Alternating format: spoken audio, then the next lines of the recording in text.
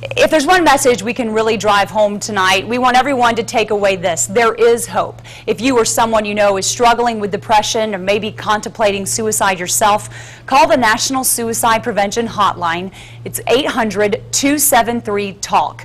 Callers will be connected to a skilled, trained counselor at a crisis center in the area anytime, day or night, 24/7. For many, the sudden loss of Robin Williams means the end of a 40-year career in movies, television, and on the stage.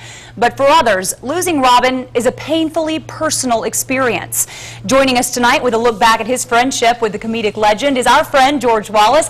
George, thank you so much for being here. And before we start, I want to clear something up. You two weren't just friends. You started out in this business together. You two were more like family. Well, I haven't seen him in a long time, but we did. We grew up at a comedy store together, and just like family, David Letterman, Sam Kinison, all of us just grew up like kids together. And this is I'm happy that most people are sad, but I'm happy I had an opportunity to meet and be a friend of Robin Williams. Where were you when you found out what had happened? I was in Atlanta last night having dinner, and once the comedians, phones just start ringing off the hook, and immediately the television station started calling. So I've been talking all day. My voice is a little hoarse, yeah. But I hope I can talk to you today. But look, I heard you earlier say you're choosing happiness. That's such a great role for all of us. But that news had to be heartbreaking when you first heard it. Well, you know what?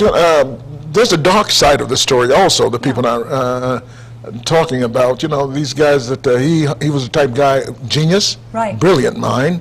Richard Pryor, Sam Kinison, these guys were really great actors, comedians, what have you. But they had that dark side. Right. With the, that's why I teach, you know, you just for no way get involved with the drugs. Because we don't know anybody that got involved with the drugs that it didn't come out in a bad way. So, what do you think you'll miss most about Robin? Robin was crazy. Robin was smart. You know, people get to see him in Mrs. Doubtfire as an actor and on television show marketing, all of these places like that. But the greatest place to have seen Robin was on stage and doing improv. This guy was the best. His mind was so fast, so sharp.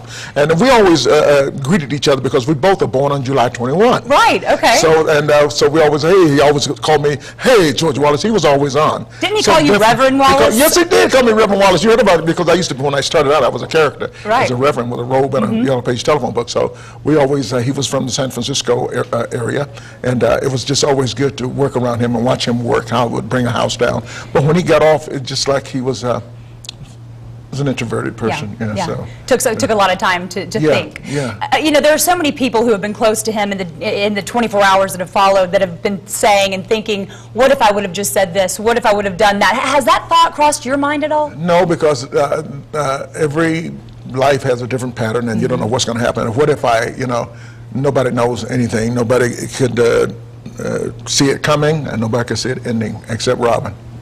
You said earlier today that he would have wanted nothing but for you to be happy right now. That's so true, and it's all about laughter. Comedians are like that. We don't have any sad, because we're all going to take this path, this road one day, and then we're going to be out of here.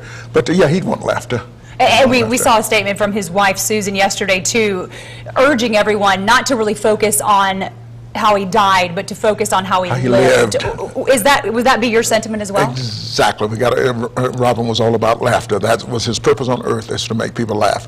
And when he saw happy people, it made him happier. That's why he loved being on that stage. That's why he loved comedians. His mentor was Jonathan Winters, which were pretty much of the same mind, the two of them. Yeah. So biggest takeaway as you leave our set tonight here from the life of Robin Williams, what do you want people to remember? Just remember to always enjoy your life while you're living. And it's not how long you live, or how I measure success with happiness. You know, success doesn't mean how much money you make. It means how you enjoy your life while you're living. So I teach people that every day. You're one of the happiest guys I've ever known. I love life, and when the world, if I die tomorrow, the world owes me nothing.